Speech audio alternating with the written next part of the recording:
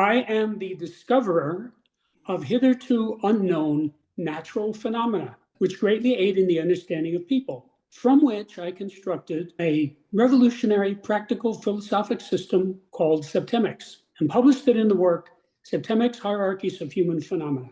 Today, we're going to discuss some of the contents of that book. This is the scale of permeation. This book has 35 scales in it. This is one of the 35. This is an individual scale, meaning it applies more to individuals than to groups. Now, under type, notice it says spiral quantum specific.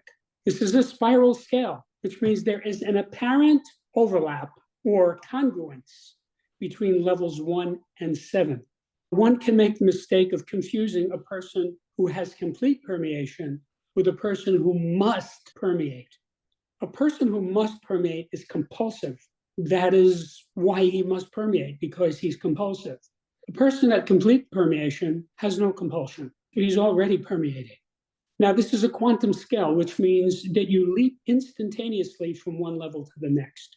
There's no intervening gradation. This is a specific scale, meaning it makes sense in a context. So you could say, how am I permeating my spouse? How am I permeating my son? How am I permeating my boss? How am I permeating my workplace? And so forth. Notice at the right, it says direction. And this scale, like many of the scales, has a plus minus factor. Now, the plus minus does not mean good or bad. It means inflow or outflow. Plus means outflow, minus means inflow. Now, inflow and outflow are descriptions from science, especially natural science. From a human perspective, or what you might call a psychological perspective, it might make more sense to say reach and withdraw. Reaching is an outflow and withdrawing is an inflow. So a person can either reach or he can withdraw. That's about it. Some of these scales have this built into them. Now, this explains why this is a quantum scale, because to go from, for example, level 2 to level 1, you're going from being on an inflow to being on an outflow. That requires a reversal of polarity, which is a major change for a person. This idea of reversal of polarity is known in the Orient, has been known for probably millennia in Oriental philosophy, that a person will reverse polarity and thereby undergo a major transformation. Let me say something about permeation itself. Permeation is the basic action of a spiritual being. When a being reaches toward you, he permeates you. And when he withdraws from you, he withdraws his permeation. Permeation monitors love, meaning love is a manifestation of permeation. Love is what you get when permeation is present. At the bottom of the scale is no permeation, and at the top of the scale is complete permeation. This tells you what's actually going on, and it also tells you how to resolve it. For example, if you're at level 3, which is willing to permeate, that's pretty good, that's empathy, but it's not as good as can permeate at will, which is what success is. So if you're at 2, 3, you want to move yourself to 2. That's true for all the scales. Whatever level you are actually at, you should be focusing on moving yourself up one level, and you will be able to do that. So there is a specific target. So let me start at the bottom here. Must permeate is a compulsion. This is something where a person is frantically trying to permeate something that he cannot permeate. Unable to permeate is not as bad as must permeate. This person doesn't have a compulsion. He's simply succumbing. Why is he succumbing? Because he's unable to permeate. If you can't permeate, you will succumb. And succumbing is clearly an inflow, and compulsion is clearly an outflow. Then we go up to 5, able to permeate. Able to permeate is indifference. It doesn't mean you're permeating, it just means you're able to permeate. So you're indifferent about it, and that's an outflow because it's an ability.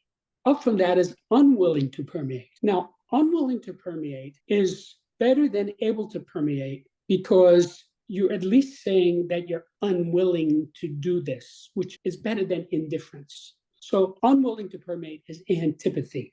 Able to permeate is closer to apathy. I use the word indifference. I think indifference works better in this manifestation. Going up to 3, willing to permeate, that's empathy. That is what empathy is. When you have empathy for someone, it's because you're willing to permeate that person. That is clearly an outflow. You're outflowing your empathy to the person. Can you provide a real world example or analogy that helps us understand the concept of at level 7 of must permeate in a way that relates to our everyday lives? How does this level manifest in individuals or situations? Okay. First of all, I will say, as I often do, that the average reader has difficulty comprehending often levels 1 and 7, the extremes, because they don't have any experience with them. They've probably never experienced complete permeation, either as a doer or as a recipient. And the same thing with must permeate. So, must permeate is like a guy who's completely fixated on a woman. He's compulsive about her. This is not a good thing. He has pictures of her all over his apartment, even though he doesn't really have a relationship with her. So, you'll say, isn't that crazy? Yes, it's crazy. So, that's what must permeate is. So the person who must permeate is unable to permeate. In other words, when he went down this scale, he went through unable to permeate, and then he got a reverse vector, because remember, you are reversing polarity here, and it went from simply inflowing, which is succumbing, to outflowing, which is compulsion. So I think we were up to level 2, which is can permeate. This is what success is. A successful person can permeate at will. I'll give you an example. Yogi Berra, the famous baseball player, was the most valuable player in the American League 3 times. And he was once asked, are you ever in a slump, or do you ever think you're in a slump? And he said, no, I figure I'll get a hit the next time I go out there. See, that's can permeate at will. He could permeate the ball. So he was successful. He never thought he was in a slump. Okay, I struck out, so I'll get a hit next time. See, that's success. That's a person who's living with success. And can permeate at will is an inflow, because success, when you have success, well, what happens at success? Money comes to you, adulation comes to you, fame comes to you. So this is all inflow. So you can permeate at will is an ability, but it's not an outflow, it's an inflow. Now, when you go up to the next level, complete permeation, then it becomes an outflow. That's power. Now, when I say power, I'm not, again, this is a spiral scale. You don't want to confuse power with compulsion. They talk about Hitler coming to power. Hitler really didn't come to power, he came to compulsion. Power is like the power of the Beatles over the pop music world. They had complete permeation. Virtually everyone in the world knew who they were. There were 2 times when the Beatles had the top 5 selling records were all Beatles. In other words, 1, 2, 3, 4, and 5, all Beatle records simultaneously. Twice that happened. Nobody has ever come even close to anything like that. They have moved over 1 billion units of product. This is completely off the charts. Now, to give you a frame of reference, one of the most famous groups in the late 70s and 80s was Journey. They had about 10 years as superstars. They sold about 25 million records. Compare that to the Beatles selling over 1 billion units. Okay? That's power. And John Lennon recognized this. He made a variety of comments, most of which got them in a lot of trouble, when he said, we're bigger than Jesus. He was right. They were. So you had fundamentalists burning Beatle records because of that comment. It didn't change the fact that they were bigger than Jesus. So you have about 1 billion Christians in the world, a lot more than 1 billion people were into the Beatles. You could go to any country in the world and find Beatle records. So that's an example of complete permeation. It doesn't happen very often, which is why most people don't have much of an idea about what it is. Can you talk about its relationship to true power? You use the examples of the Beatles. I know you mentioned Gandhi, in how you can distinguish between force and true power, because it seems to me complete permeation leads to true power as opposed to mere force. So for people listening, how can individuals harness this understanding to become more influential in their endeavors? It is a clear indication that you are lacking permeation. So, for example, let's say this happens quite often. You'll have a couple, like a husband and wife, and they completely permeate one another. They don't really need to talk. Like the husband doesn't need to say, go pick out a tie for me. The wife already knows. She goes and picks out a tie, she puts it on the bed, and the husband puts it on. There's no discussion. There's just permeation. You see, that power. Now, there's no domination involved, no force is necessary. What you had in Cambodia with Pol Pot oppressing the intellectuals, that was a clear sign that he did not have power. What he had was compulsion. So if a guy comes up to you with a gun and says, give me your wallet, he's not permeating you. He's using force. If he were really permeating you, he wouldn't need the gun. He could just come to you and say, would you help me? I need some money for rent. And you would say, okay, here's some money. See, that's permeation. No force is necessary in permeation. Obviously, the further you go up the scale, the less force manifests. And the further down you go, the more it manifests. And I think you gave the example of the British using force with Gandhi, whereas he just sat in his true power and not one shot was fired across the bows from his side of the fence. That's right. He understood permeation. This was a very spiritual person. He had a kind of power over the people of India. They followed him. He didn't need to give them tax breaks. He didn't need to threaten them. He just said the truth and he permeated them. So he had a power over them that the British couldn't do anything about. It's interesting that John Lennon was assassinated circa 1980. Beatles just kept selling records and selling records. They're still selling them. That lunatic who shot him, he wasn't able to break the permeation. Thousands of people showed up at Lennon's apartment and cried and brought flowers. He had permeation. And at one point, Lennon said, we had a license to kill, meaning as regarding their recordings, because remember, they stopped touring after 1966, they could do whatever they want. And they did. They did things in recording that nobody had ever done. For example, the famous White Album, it's a double album, has no printing on it of any kind. It merely has the words The Beatles embossed in it, and it went platinum before it was released. So that's power. What they did in Sgt. Pepper's Lonely Hearts Club Band, that was like the beginning of progressive rock. They invented progressive rock. It was like a shock to the world. People were going around saying, have you heard this? And of course, everybody said, oh, I'll have to get it. To me, this is very clear and simple and obvious. In general, as I have said before, if you are at or near the top of the scale, it's because you have insight in that area. And if you're at or near the bottom of the scale, it's because you lack insight in that area. So people who are at or near the bottom of the scale are not going to understand the scale. They're going to have a lot of trouble because they lack insight. So you could have shown this scale to Hitler. It wouldn't do any good. He wouldn't get it. He wouldn't see that he was on a must permeate trip. He would not say, oh, I should move myself up to unable to permeate. That's succumbing. He doesn't want that. He wants to compel. Which is a very strong force in human beings, compulsion. Yes, it is for people who are at the bottom of the scale. People at the top of the scale, it's not a factor. Like people who are at or near the top of this, they have no interest in compelling anybody to do anything. They mind their business and go around in a very loving way, permeating.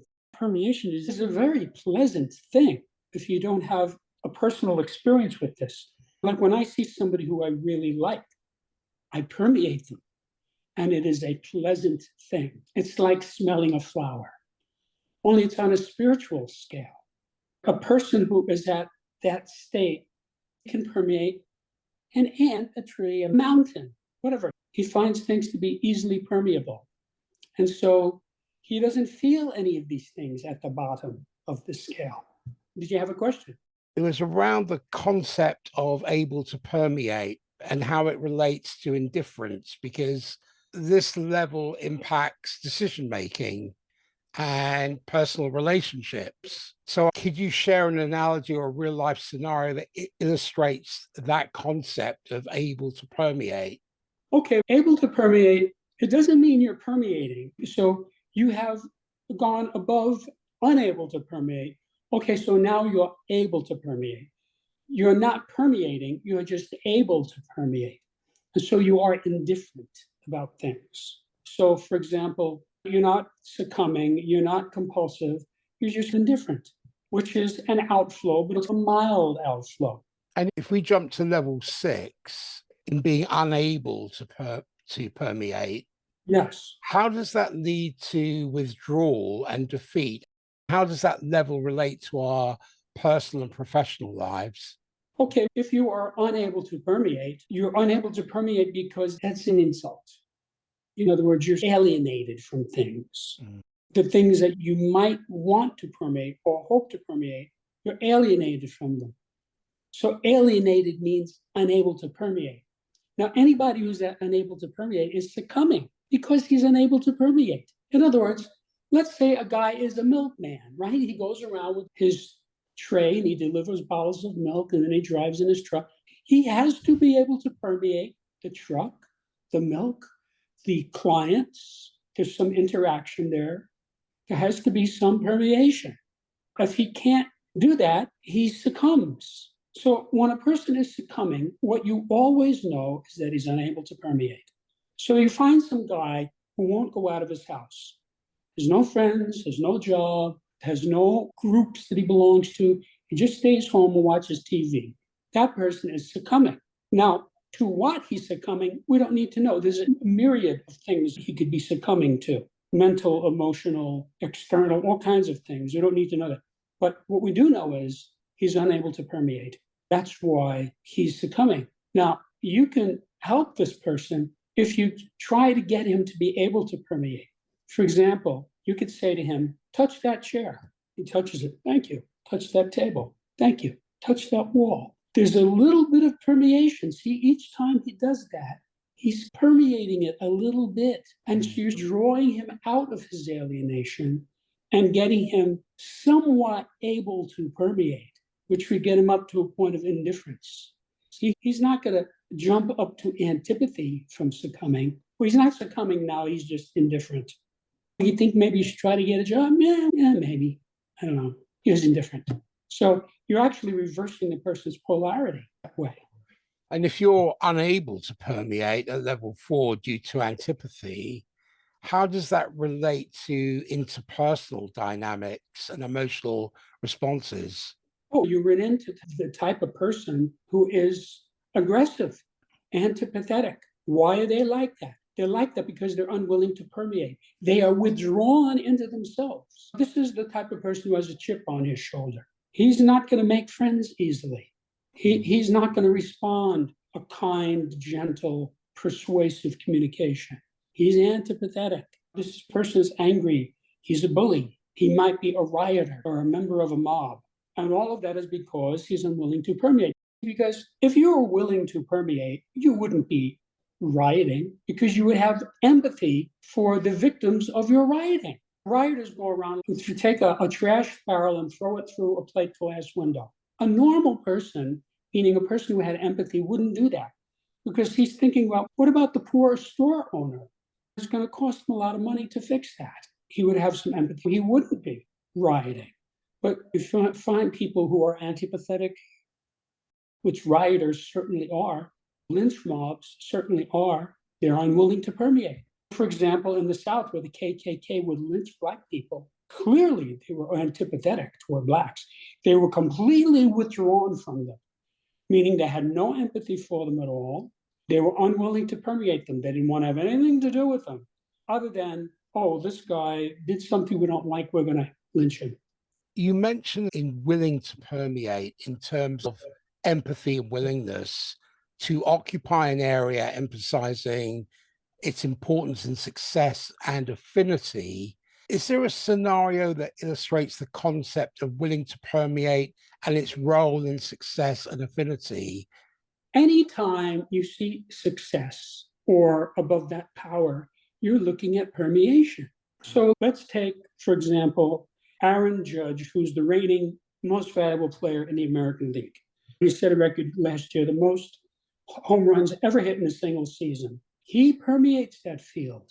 He permeates the ball. He is permeating. He's not withdrawn. I don't know if you've ever tried to hit a pitched baseball. Yeah. It's not an easy thing to do.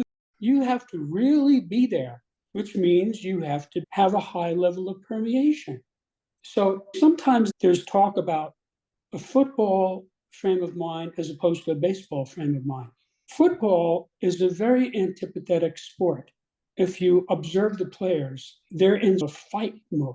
It's very militaristic in its tone, as opposed to baseball. Baseball is a much more friendly game. George Carlin had a whole routine he did about this, which was hilarious, where he compared the two. Okay.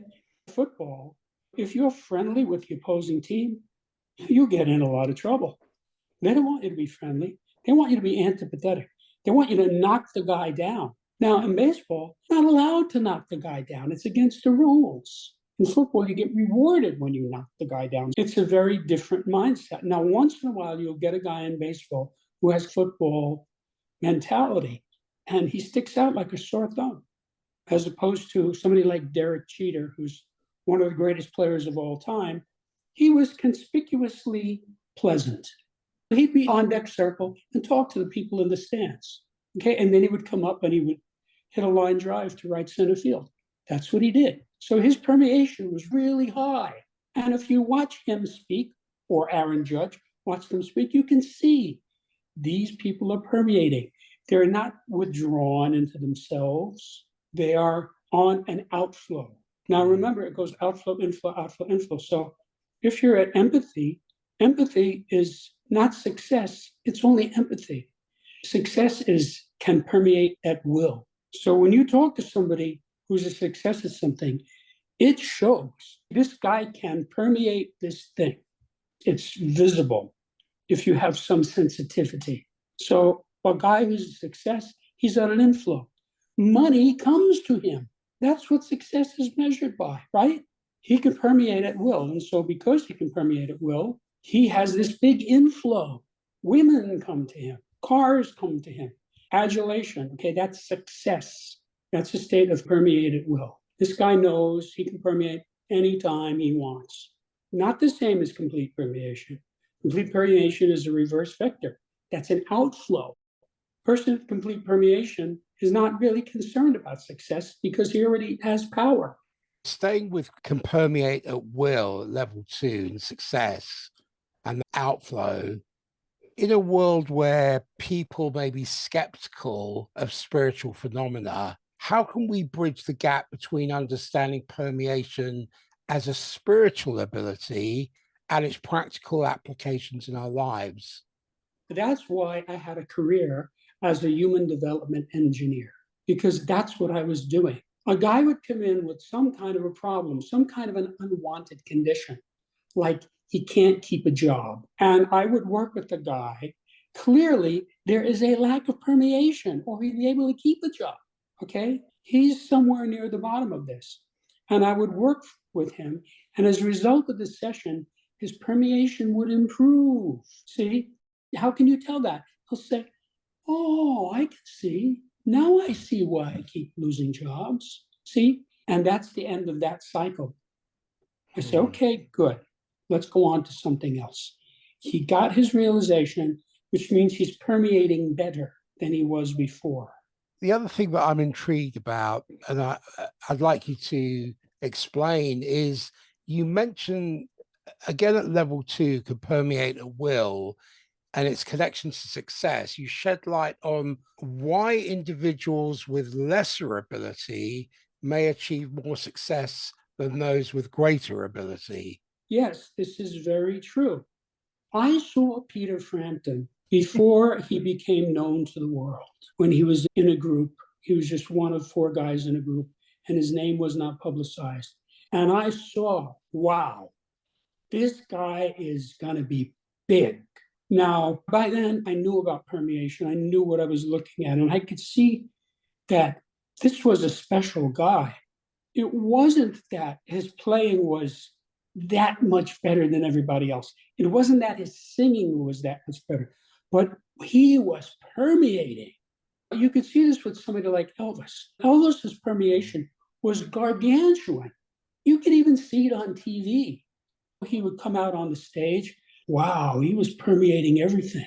It's a take charge thing, but not in a forceful way. It's like a spiritual embrace. So when you see somebody who has that kind of power over people, it's because he's permeating them. So if somebody's, let's say, antipathetic, they're unwilling to permeate. There's no permeation going on there. Willingness to permeate doesn't begin until level 3. The question that comes up in my mind is, why do you consider permeation to be the fundamental action of a spiritual being? And how does this concept relate to our daily lives? That's 2 different questions. So first of all, how I got to this, you have to realize I've been meditating my entire adult life on a daily basis, and I'm still doing it. So in every session, my permeation gets greater. In every subunit of the meditation, my permeation gets greater. And the more I permeate, the greater it gets. And the more I can embracing the universe. Okay. The other thing is, on a reverse vector, that's what I was doing as a human development engineer, but for other people. I used Socratic dialogue assisted by biofeedback in a very sophisticated way. You have to realize that because of my ability to permeate, I could see the client better than he could see himself. I clearly had empathy for all of my clients, so I was willing to permeate them. So in a sense, I was embracing them on a spiritual level.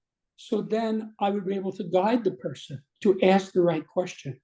The famous cliche for this is Dr. Phil saying, "How's that working out for you?"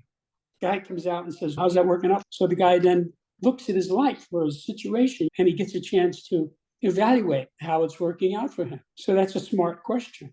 So that's what I was doing. And that was the whole point. When the people would leave the session, they would always be permeating more than they were when they came in. So this is a spiritual phenomenon. If you have no sensitivity to spiritual phenomena, this scale is not going to make much sense to you. Materialists are going to say, "What the hell are you talking about?" That tells you that they are near the bottom of this scale. If you have a guy who is what I would call an obnoxious atheist, going around saying, "There is no God, there is no afterlife, there are no spirits," that's not a very empathic state to be in, is it? It's antipathetic. He's coming down on you, belittling you for your beliefs. So that tells you that person doesn't have much of an ability to permeate, and it certainly doesn't have a willingness to permeate. Because the truth is that any good therapy or facilitation is essentially getting the person to permeate better. For example, the guy comes into the therapist because he's having big problems with his wife. And the therapist might say, "How do you think this looks to your wife? Look at it from her point of view for a minute. How do you think she looks?" So he's getting the guy to permeate her a little bit by asking that question. So when you get a person to permeate an area, there's always a positive response. And that's why with this book, every time you find a level for any person on any scale, you have a realization. You say, "All right, I'm going to spot my father-in-law on the scale of motivation," right? She spots him. And he goes, "Ah, yeah, okay, this is cool. I see now. No wonder he's like that." Now, he might have found him to be at a very low level, but he's going to have a realization because his permeation just increased because he was able to permeate this person better by correctly labeling what the person's behavior is. That's how this book works. So when you increase permeation, you have a sense of space. It's always a pleasant thing to have more permeation. This is why you have people at the top of the scale, for example, Jesus of Nazareth, on the cross saying, "Father, forgive them, for they know not what they do." He was in a state of power. He was permeating the people who were torturing him to death, whereas the other guy was very cynical. So there's a lot of this around. If you look at it, you can see it. It explains a lot. For example, Peter Frampton, a few years after I had seen him when he was an unknown, he had the biggest selling record album in history. Frampton Comes Alive. Now, I can tell you, knowing a lot about music, He was not that great a singer. He was not that great a guitar player. Very good, yes. Very effective, yes. But his guitar playing was nowhere near Al Di Meola or John McLaughlin, not even in the category. Same thing with his singing. His singing was nowhere near as good as Tom Jones or even Elvis Presley. He had charisma, right? And charisma is very close to permeation. It's a sort of a mysterious thing that some people have that you can't really see it. You can't really see the charisma, but you can see the effects of it. But it's more than charisma because charisma is a more observable thing. Permeation, you can't see permeation. You can only see its effects. So, for example, JFK certainly had charisma. There's some permeation there? Yes. But his permeation was not at the level of Gandhi. Gandhi was a skinny little guy who dressed very plainly, didn't have any money, didn't have any position. He permeated the people of India and he brought them with him to freedom. So that's power. He says, we're going to march to the sea and make salt. And thousands of people followed him. And they suffered during that journey. Of course. Jim, I want to thank you so much. I'm seeing how these scales shape our lives and my life and my relationships and my very existence. And it does challenge my perception, but it inspires my curiosity. And I know it will leave an indelible mark on how we understand the human experience. Where can people find you? Where can people buy the book? I invite your viewers to my website, which is septemics.com, Septemics, where you can see what many readers have said about it, what many journalists have written about it, what the reviews are. You can read sections of the book itself. And if you want, you can hear a pre-recorded introduction to Septemics. Now, of course, the book is easy to find. If you just type the word Septemics in the search engine, you get hundreds of responses, including all the people selling the book. But of course, you can get it on Amazon, Barnes and Nobles, and so forth. But I just want to say in closing about permeation that even if you don't have a personal experience with permeation, just the fact that I'm giving you this concept is something you can look at, where you can look at, for example, you go out with a girl and she has a big effect on you. Oh, she's permeating me, as opposed to someone else who's withdrawn. There's not much permeation there. Yes, she's pretty. Yes, she speaks well. Yes, she dresses nicely, but she's not coming across. What does that mean, coming across? It means permeation. It's really important to see this. You can understand why some people are successful and some people aren't according to this scale. Obviously, this is one factor of many. Thank you, Jim. I really enjoy these scales because I think with permeation, it's where the energy is able to seep into your sinews and you can feel the neurological, physiological, emotional effects. And that's very powerful. I would say on the effect side, that's true, but you have to look at it from the cause side. In other words, permeation is a cause, and its absence puts you at effect. So this tells you if you want to be at cause over something, permeate it. So, for example, let's say a guy has a mother who's a horrible person. I would say permeate her. When you permeate her, you will have a better idea of who she is. Now, that could be an unpleasant experience because from the description I gave, she's probably a very downscale person, okay? But realize that empathy is the willingness to permeate. Once you have empathy, you're not going to do bad things to people. A person looks at a kitten, they have empathy for this kitten. They're not going to harm that kitten.